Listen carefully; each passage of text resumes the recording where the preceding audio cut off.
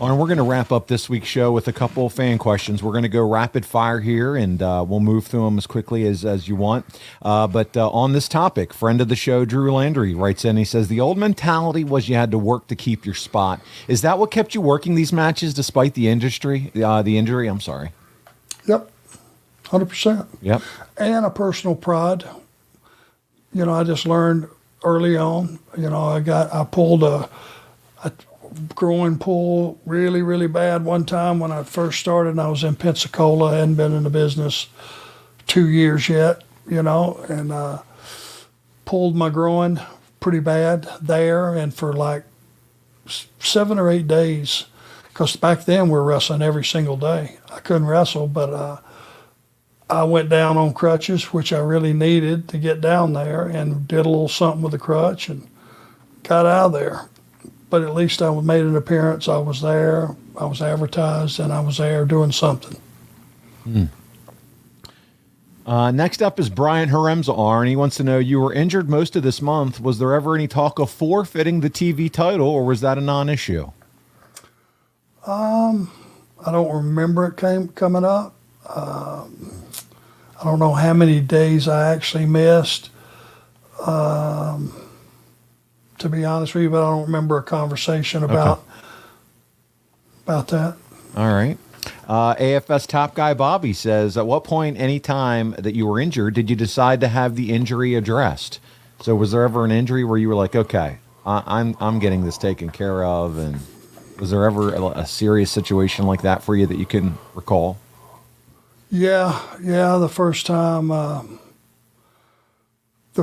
with my neck, I knew, but I got through a match. It was a tag match. It was when Tully and I were in WWF. I broke it on an afternoon show, cracked a vertebrae, and I worked that night. I didn't do much.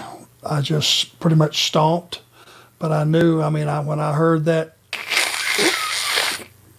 I knew that's not good. And then my arm got hot. Then later on, a couple hours, a dull ache in my deltoid started. So I knew that was more than just me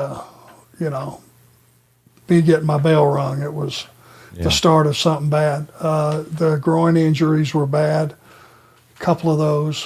One was here, and what we just saw, and the other was in Pensacola. So when you're hurt, you're hurt. Yeah. It's a whole different, your mind just takes over, and sometimes in those days you would just do your best to get through the match and at least get to the finish that you had in mind. Now they're a lot better about, they just referee shuts the match down, and it's taking care of the talent and probably adding years to their career. Absolutely. One more injury question. This comes to us from Brad Stanton. He said, we recently talked about the Shawn Michaels injury in the match against Taker, and you remember that back injury he got when he nicked that coffin. He wrestled 20 minutes after the actual injury took place. I want to know how you dealt with an injury, Arn, knowing that the match isn't over. You got to keep going. How do you deal with something like that? It's a funny thing. Adrenaline will cover a lot of issues.